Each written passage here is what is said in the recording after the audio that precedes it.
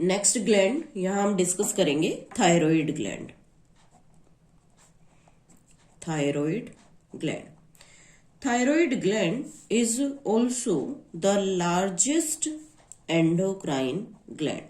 सभी endocrine glands में सबसे बड़ा थायराइड ग्लैंड होता है और इसका ओरिजिन एंडोडर्मल है। Endodermal origin. Endodermal origin means हमारी जर्म लेयर, जिसे हम एंडोडर्म कहते हैं, जो हमारी इनर मोस्ट जर्म लेयर होती है, उस जर्म लेयर से जो थायराइड ग्लैंड है वो ओरिजिनेट होता है। Now what about its structure and location. किस तरह की इसका स्ट्रक्चर होता है और कैसा लोकेशन होता है। तो सबसे पहले एक टीएस सेक्शन बना लेते हैं थायराइड ग्लैंड का।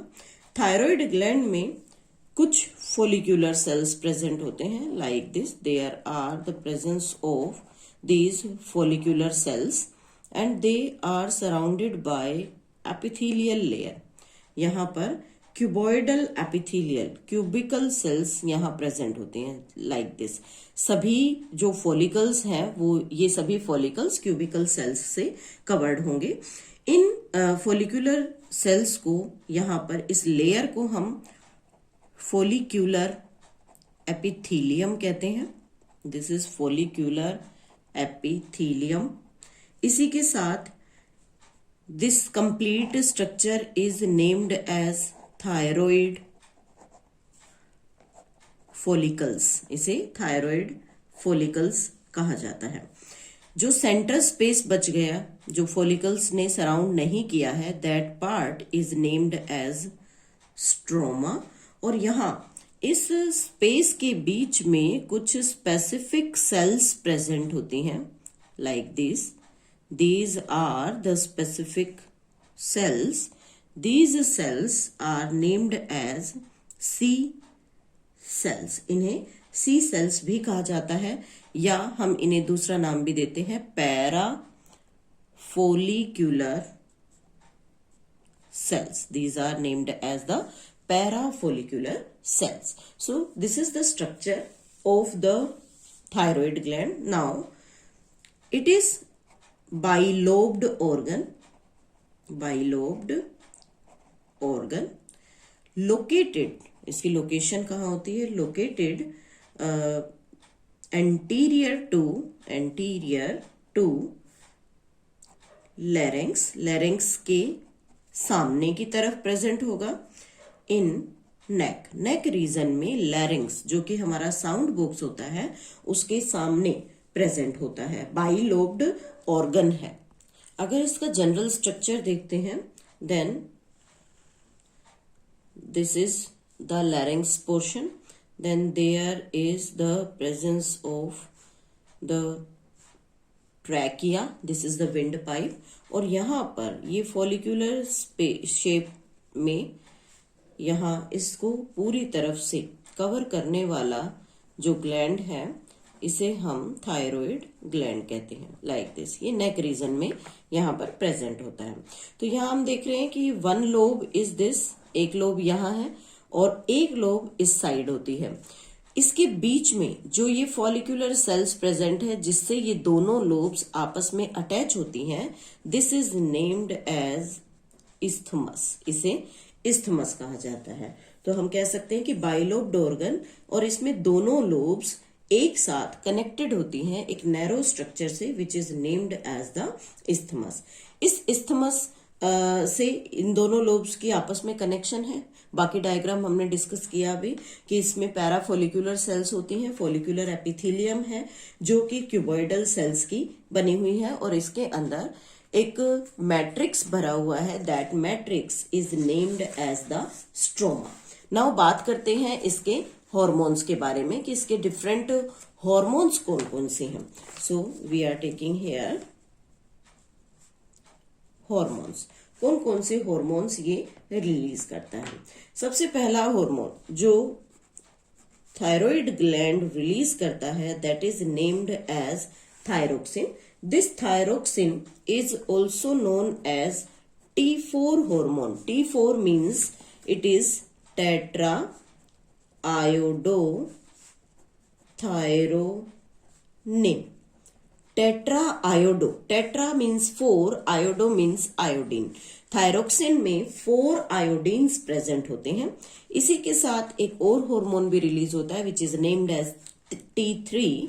This is tri iodo thyronine, जिसमें 3 आयोडीन्स यहां पर प्रेजेंट होते हैं. Next hormone is thyrocalcitonin. Thyrocalcitonin ये थर्ड हार्मोन है. Thyrocalcitonin hormone is released from C cells. C cells हमने अभी डिस्कस किया था, जो पैराफोलिकुलर सेल्स हैं, वहां से थायराइड स्टिमुलेटिंग जो थायरोकैल्सीटोनिन है वो रिलीज होता है. और इन सभी को रिलीज करने में हेल्प कौन करता है?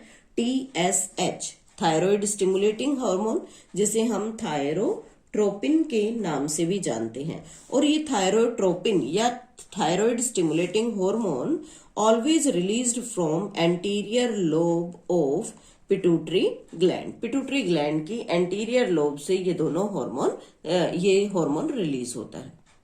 फर्स्ट डिस्कस करते हैं यहां पर थायरोक्सिन हार्मोन. थायरोक्सिन को हमने अभी डिस्कस किया, इसे T4 भी कहते हैं.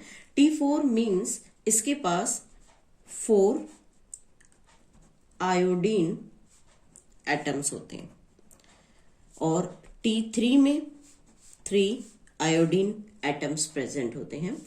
T3 जो है वो स्मॉलर अमाउंट में रिलीज होता है, स्मॉल अमाउंट, बट एक्टिव ज्यादा होगा, मोर एक्टिव. T3 का अमाउंट कम होता है लेकिन ये ज्यादा एक्टिविटी के साथ अपने मेटाबॉलिक फंक्शंस को कंट्रोल करने में हेल्प करता है. थायराइड ग्लैंड एक अकेला ऐसा ग्लैंड है. Thyroid gland is the only gland which can store its hormone in large quantity. अपने ही हार्मोन को लार्ज क्वांटिटी में स्टोर कर सकता है, क्वांटिटी. और T3 एंड T4 दोनों का जो सिंथेसिस होता है, the synthesis of T3 and T4 by attaching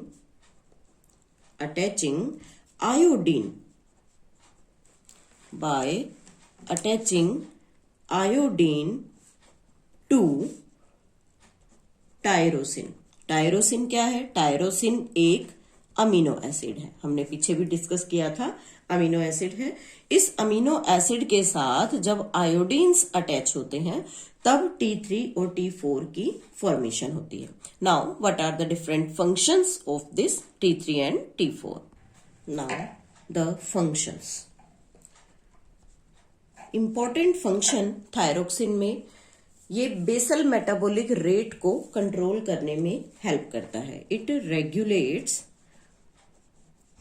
BMR. BMR is basal metabolic rate.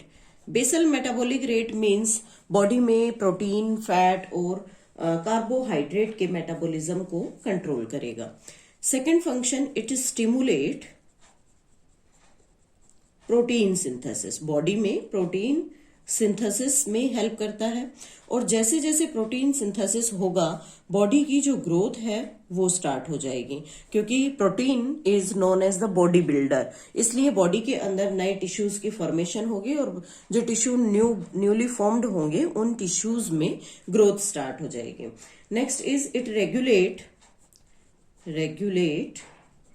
Development of mental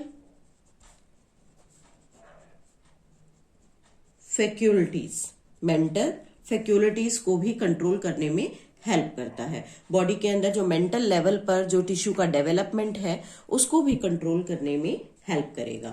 it also helps in increase heat production. Body में हीट को generate करने में help करता है. और हीट जनरेशन क्यों होना चाहिए? फॉर टेम्परेचर रेगुलेशन, कि हमारी बॉडी का जो टेम्परेचर है वो हमेशा कांस्टेंट रहे, हमेशा एक रेगुलेटरी मैनर में बना रहे। इसी के साथ हम फ्रॉग में जनरली थायराइड ग्लैंड का काफी इंपॉर्टेंट रोल डिस्कस करते हैं। इट हेल्प्स इन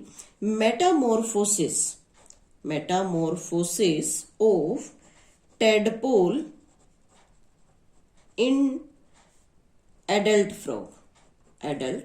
कई बार ये क्वेश्चन भी पूछा जाता है, लोअर क्लासेस में भी हमने स्टडी किया हुआ है कि अगर पानी के अंदर आयोडीन ना हो then what will happen to the tadpole. तो अगर पानी में आयोडीन नहीं होगा तो जो टेडपोल है, टेडपोल जो है वो अपनी जो लार्वल स्टेज है उससे एडल्ट में नहीं आएगा। देन आयोडीन नहीं है तो इसका मतलब क्या है कि जो थायराइड ग्लैंड है उसमें जो हार्मोन बनेगा दैट इज द थायरोक्सिन, वो थायरोक्सिन नहीं बन पाएगा। या हम इसको ऐसे भी कह सकते हैं कि if thyroid gland of the tadpole larva is removed, अगर टेडपोल लार्वा का थायराइड ग्लैंड रिमूव कर दें तो लार्वा कभी भी एडल्ट में चेंज नहीं हो सकता।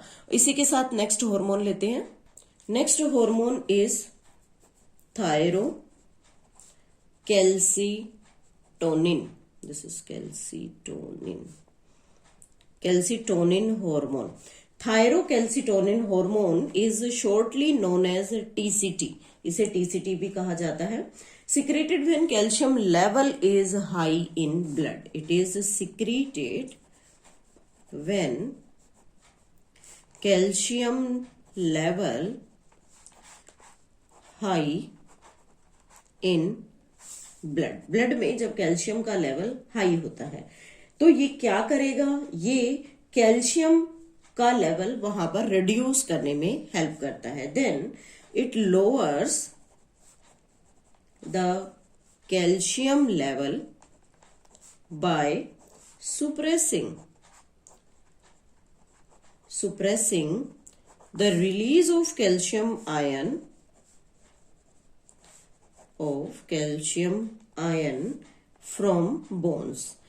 ब्लड में कैल्शियम का लेवल हाई क्यों हुआ, उसका रीजन क्या है कि बोन्स में प्रेजेंट कैल्शियम ब्लड में रिलीज होना स्टार्ट हो जाता है। Then at that time TCT will release, और ये टीसीटी क्या करेगा, कैल्शियम लेवल का लोवरिंग एजेंट है, इट मीन्स उसे कम करने में हेल्प करेगा। ये बोन्स को सुप्रेस करेगा कि वो अपना कैल्शियम ब्लड के अंदर रिलीज ना करे।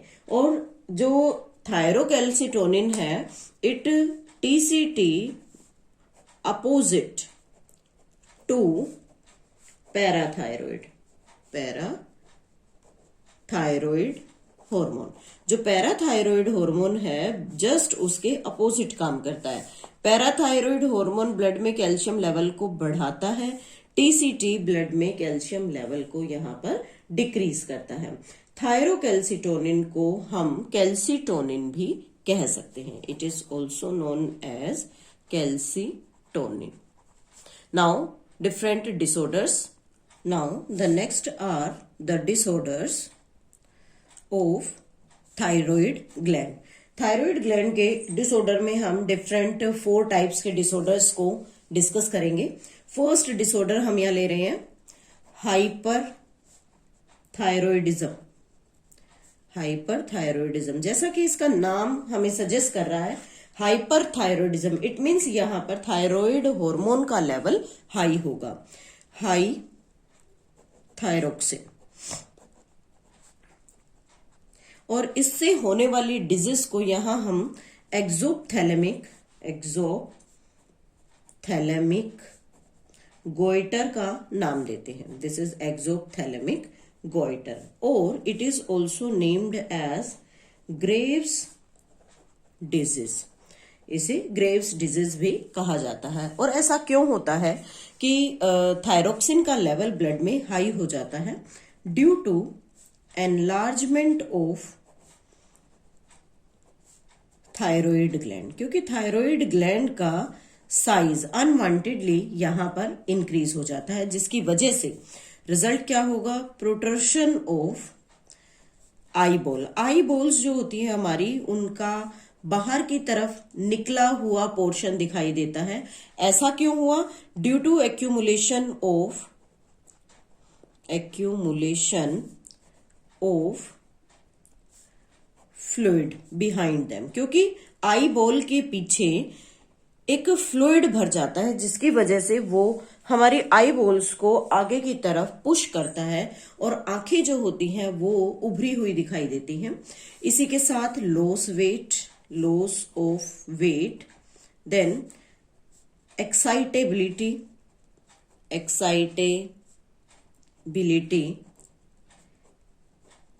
रैपिड हार्ट बीट, ये सभी सिम्टम्स हमें हाइपरथायरॉयडिज्म की कंडीशन में दिखाई देते हैं। नेक्स्ट आता है हाइपोथायरॉयडिज्म। हाइपो मीन्स यहां पर थायरोक्सिन का जो लेवल है वो डिक्रीज हो जाएगा। This is hypothyroidism which decrease thyroxine, जिसकी वजह से थायरोक्सिन का लेवल कम हो जाता है। और यहां हम 3 डिफरेंट डिजीज को डिस्कस करेंगे। फर्स्ट डिजीज है क्रिटिनिज्म। दिस इज क्रिटिनिज्म एक ऐसा डिसऑर्डर जिसमें जो हार्मोन की डेफिशिएंसी है वो बच्चों में ही स्टार्ट हो जाती है, इन्फेंट में स्टार्ट हो जाती है। Deficiency of thyroid hormone in infants, नवजात शिशु में ही इसकी डेफिशिएंसी स्टार्ट हो जाती है।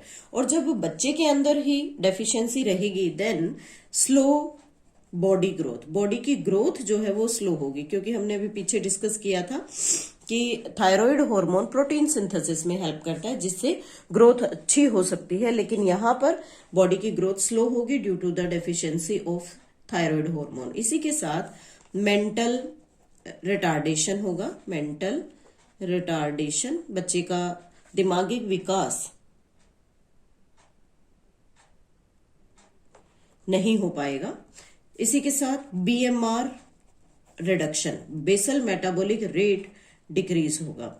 स्लो हार्टबीट स्लो रहेगी। बीपी लो रहेगा। स्टंटेड ग्रोथ होगी, मींस बच्चे की ग्रोथ जो है वो रुक जाएगी। पोर्ट बेली, पेट जो है, एब्डोमन जो है वो मटके की तरह बाहर की तरफ उभरा हुआ दिखाई देगा। इसी के साथ टेम्परेचर डिक्रीज होगा।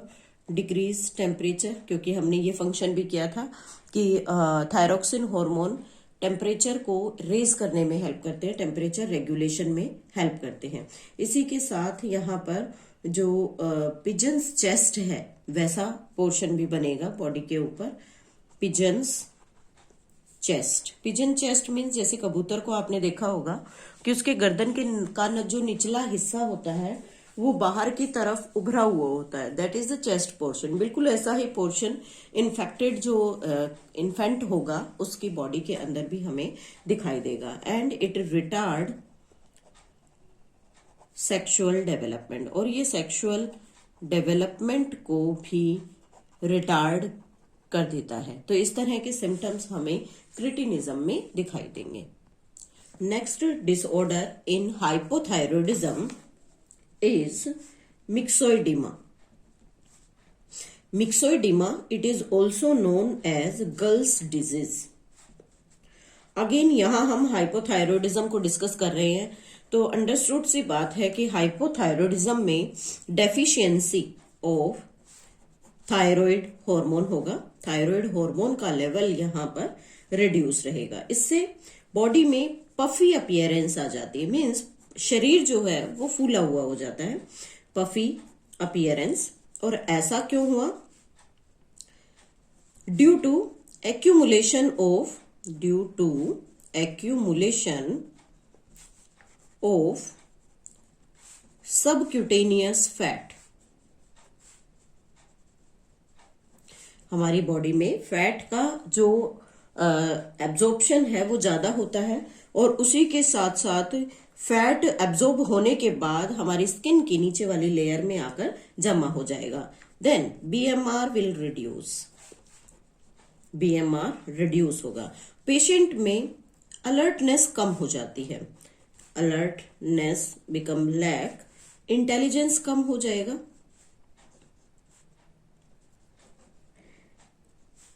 ये सभी सिम्टम्स हम मिक्सोइडिमा के पेशेंट में देखेंगे। उसी के साथ साथ हार्ट बीट का स्लो होना, बॉडी टेम्परेचर का कम होना, रिटार्डिंग सेक्सुअल डेवलपमेंट, ये सभी जो सिम्टम्स हैं ये हर उस डिजीज में दिखेंगे जहां पर deficiency of deficiency of thyroid hormone रहेगा। Next disease is simple goitre. Simple goitre, simple goitre again caused by the deficiency of iodine. जब बॉडी में आयोडीन का लेवल कम होगा, तो आयोडीन कम है तो ऑब्वियस सी बात है यहां पर डेफिशिएंसी ऑफ थायराइड हार्मोन भी रहेगा, कोई भी थायराइड हार्मोन रिलीज नहीं हो पाएगा, बिकॉज आयोडीन बहुत नेसेसरी है थायरोक्सिन के रिलीज के लिए। और ऐसा क्यों हो जाता है? ड्यू टू थायराइड एनलार्जमेंट, क्योंकि थायराइड ग्लैंड जो है उसका साइज इंक्रीज हो जाता है। इसी थायराइड एनलार्जमेंट की वजह से it leads to the myxoedema, this is myxoedema, as well as the cretinism. दोनों प्रॉब्लम भी साथ साथ स्टार्ट हो जाएंगे। तो इस तरह की जो प्रॉब्लम्स हैं वो देखने को मिलती हैं। ये प्रॉब्लम ज्यादातर हिली एरियाज में होती है, क्योंकि वहां पर वाटर में, सॉइल में आयोडीन जो है वो बहुत कम होता है, डेफिशिएंट होती है। और अगर हम एडिशन कर दें आयोडीन का, addition of iodine to table salt, जैसा कि हम यूज भी करते हैं कि हम जो नमक खाते हैं हमारा वो साधारण नमक नहीं होता, उसके अंदर आयोडीन होता है जिसे हम आयोडाइज्ड सोल्ट कहते हैं। तो अगर उसे हम लेना स्टार्ट करें तो हमारी बॉडी के अंदर जो फंक्शनिंग है हार्मोन की वो प्रॉपर बनी रहती है। And the last disorder is Hashimoto's disease. Hashimoto's disease important है, इस डिजीज को हम +2 क्लास में भी डिस्कस करेंगे। It is the disease which is named as autoimmune disorder. Autoimmune disorder, autoimmune disorder means हमारी immunity जो है वो थायराइड ग्लैंड को डिस्ट्रॉय कर देती है। Thyroid gland get destroyed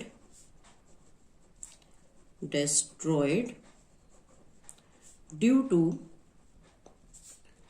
autoimmunity। Autoimmunity की वजह से हमारी बॉडी में थायराइड ग्लैंड जो है वो रिड्यूस हो जाता है, डिस्ट्रॉय हो जाता है। और अगर ग्लैंड डिस्ट्रॉयड होगा तो obviously there will be the deficiency of thyroid hormone, so that disease is named as Hashimoto. This is all about the thyroid gland.